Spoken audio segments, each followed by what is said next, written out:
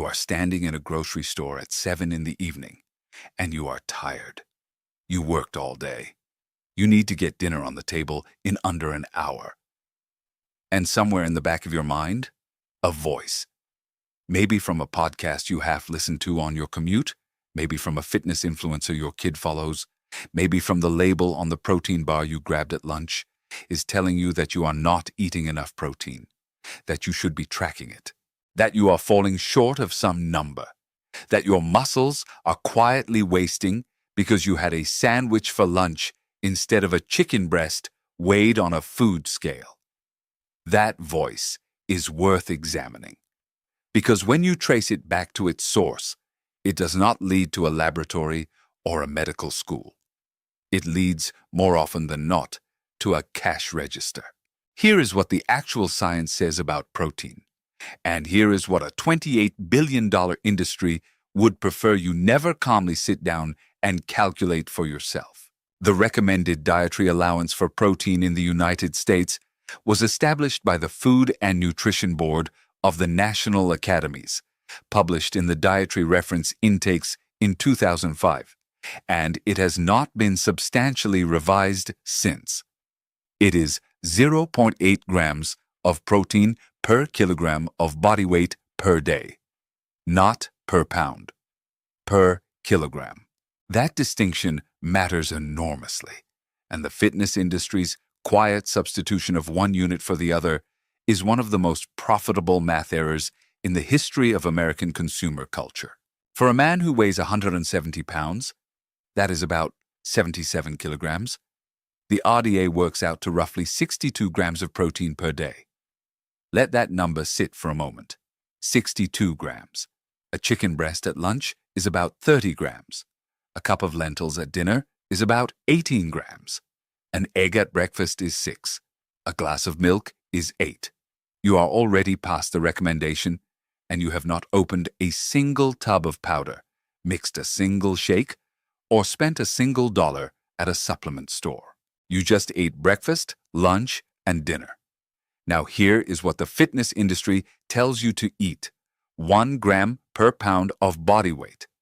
For that same 170-pound man, that is 170 grams of protein per day, nearly 3 times the scientific recommendation.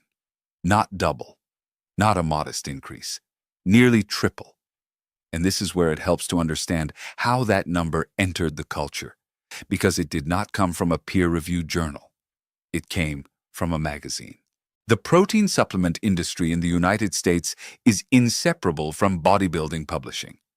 Joe Weider, who died in 2013, built a business empire that simultaneously published the magazines Muscle and Fitness, Shape, Flex, and sold the supplements advertised in those magazines. The athletes featured on the covers used Weider supplements. The training articles recommended Weider supplements. The advertisements were for Weider supplements. Editorial and advertising were not separated by a wall. They were the same operation. And the core message, repeated across decades of covers and advertorials, was that you needed more protein than food could provide. That message worked. By the early 1990s, companies like EAS, founded in 1992, had brought protein supplementation out of the bodybuilding subculture and into mainstream fitness. The shaker bottle migrated from the Gold's Gym locker room to the corporate gym bag, and the number migrated with it: 1 gram per pound. Easy to remember, easy to calculate, and almost impossible to reach without buying a product. That is not a coincidence. The global protein supplement market is now valued at approximately $28 billion. That market depends on a single belief: that normal food is not enough. If you ever find yourself standing in a supplement aisle wondering whether you need a $45 tub of whey powder, it is worth asking who profits from your uncertainty. The answer is not your doctor. It is not your registered dietitian. It is the company that made the tub. Now, here is where this gets genuinely interesting, and where the evidence deserves your full attention instead of a slogan. There are real studies showing benefits from protein intake above the RDA. This is true.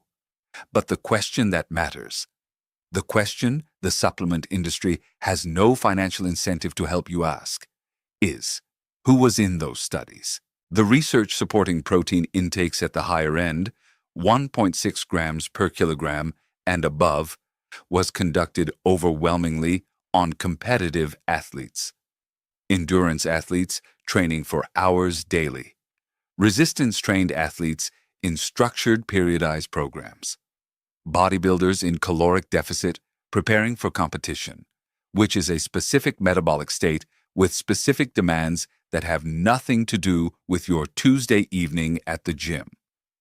These are people for whom exercise is not a hobby, but a vocation.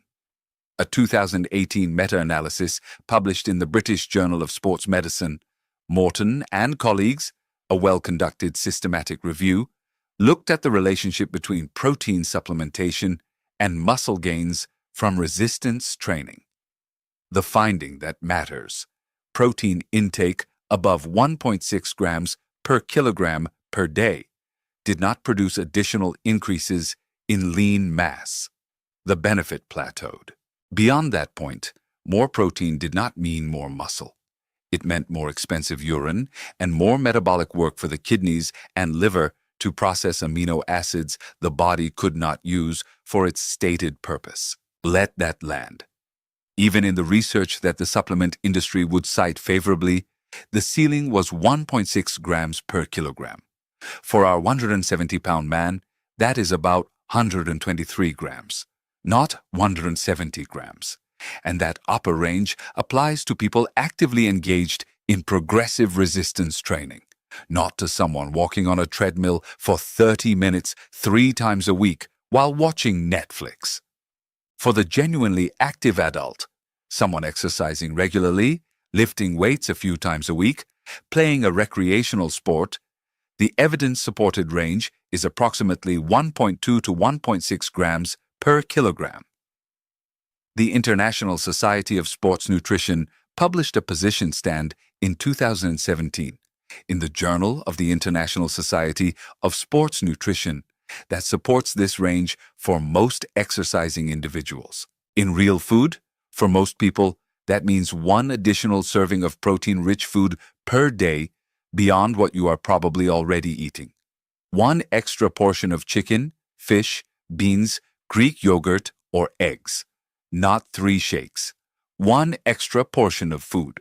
The body is not a bucket you fill with protein until muscle falls out.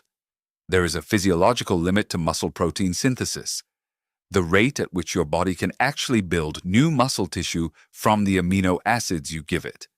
Beyond that rate, excess amino acids are not stored as muscle. They are deaminated. The nitrogen is stripped off, and the carbon skeleton is either converted to glucose through gluconeogenesis or eventually stored as fat. You are paying supplement prices for what amounts to expensive calories. And here is the part of this conversation that is specifically relevant if you are over 40, because this is where the evidence gets more nuanced and where a blanket message could actually steer you wrong. There is a genuine scientific debate, not a marketing campaign, a real debate among credentialed researchers about whether the current RDA of 0.8 grams per kilogram is sufficient for older adults. A 2013 position paper from the ProtAge study group, published in the Journal of the American Medical Directors Association, Bauer and colleagues, recommended 1.0 to 1, 2 grams per kilogram for healthy older adults to help prevent sarcopenia, the age-related loss of muscle mass and function that is a serious clinical concern. For older adults with acute or chronic illness, that group suggested 1.2 to 1.5 grams per kilogram. This is important. This is not supplement marketing. This is geriatric nutrition research, pointing out that the RDA may represent sufficiency for younger adults, but may not be optimal for aging populations.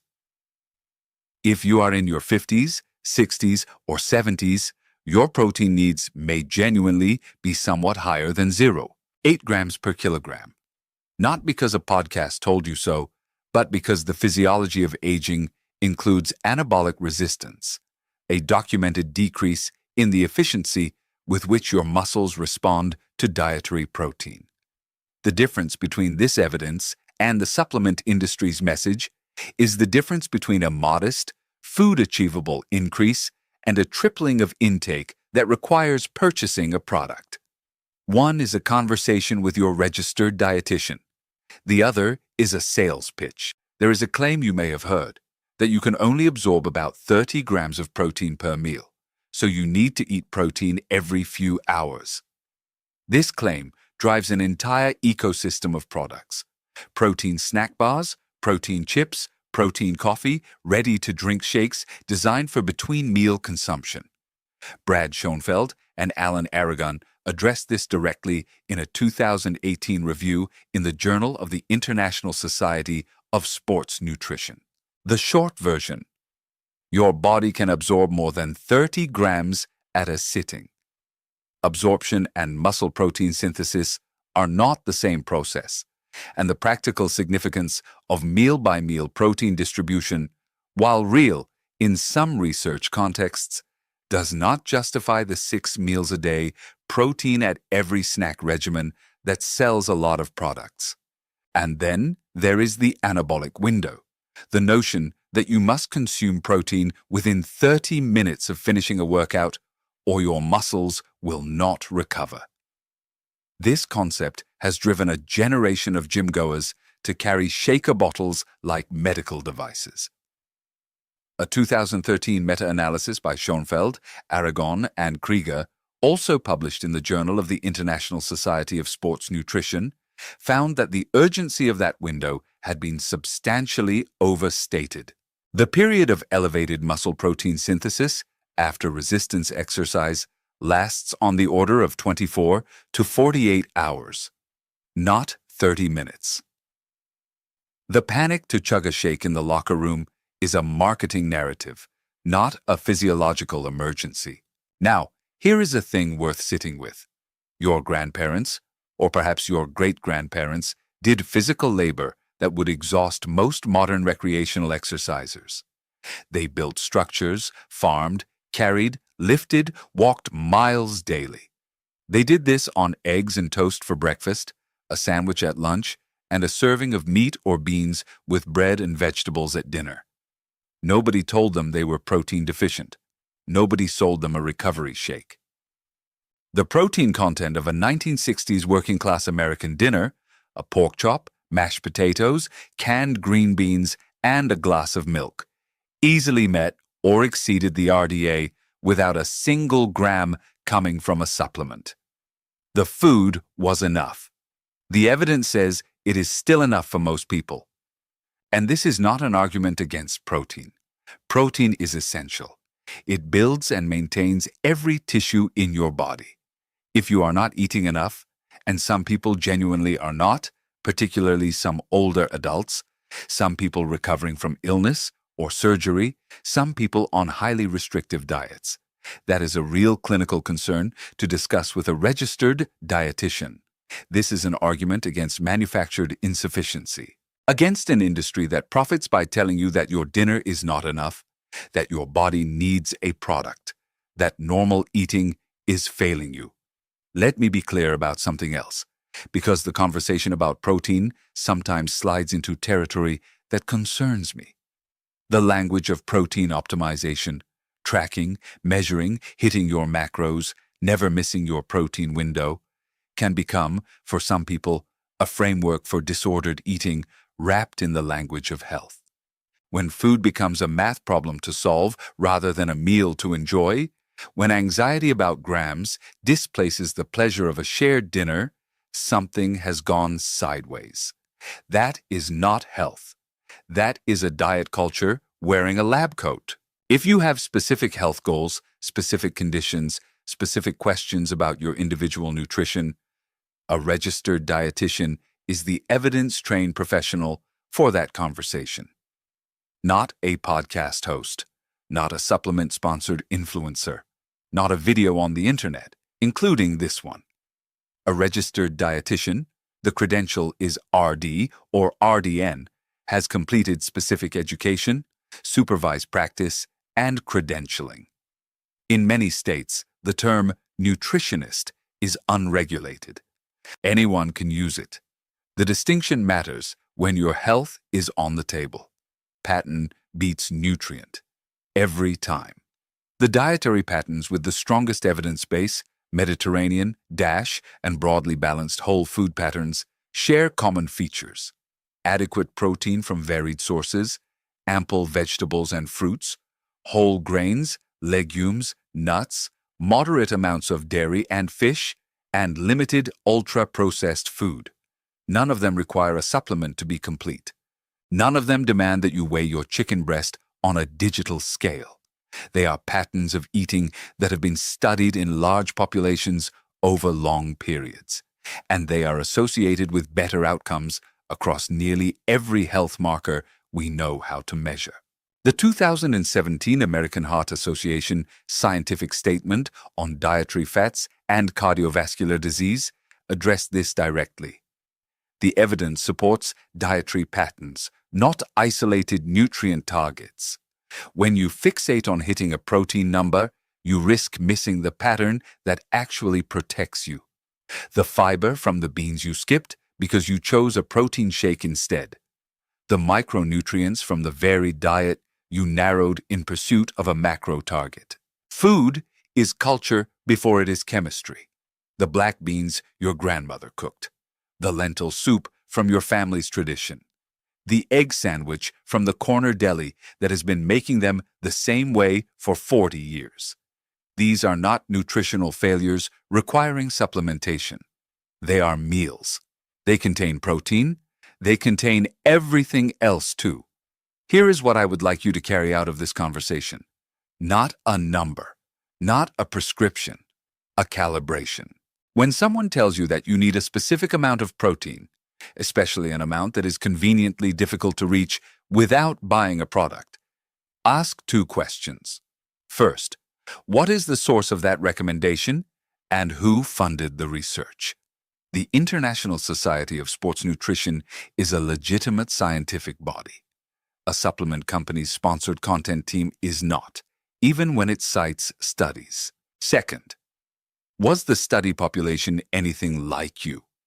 Research on competitive athletes in structured training programs does not transfer to recreational exercisers any more than research on professional race car drivers transfers to your daily commute. The physiology is not the same. The demands are not the same. The conclusions should not be the same. The evidence-based range for most active adults is 1.2 to 1.6 grams per kilogram. For most people, that is reachable with normal meals and maybe one additional serving of protein-rich food per day. For older adults concerned about maintaining muscle mass, the conversation with a registered dietitian is worth having. There may be a genuine case for modestly higher intake, and that professional can help you figure out what makes sense for your body, your health history, and your life. The next time you're standing in that grocery store at 7 in the evening, tired, trying to get dinner together, and that voice starts up, telling you that you need more, that your food is not enough, that you should be buying a product. Notice where the voice came from. It probably did not come from a doctor. It probably did not come from a systematic review. It came from a very effective, very well-funded, $28 billion industry that needs you to believe your dinner is broken. Your dinner is probably fine. Go home and eat it. If there is a nutrition claim you have been carrying around, something you heard on a podcast or read on a label that you have never checked against the actual research, leave it in the comments. Not because I will diagnose you from a comment section, but because the odds are decent that someone else is carrying the same one.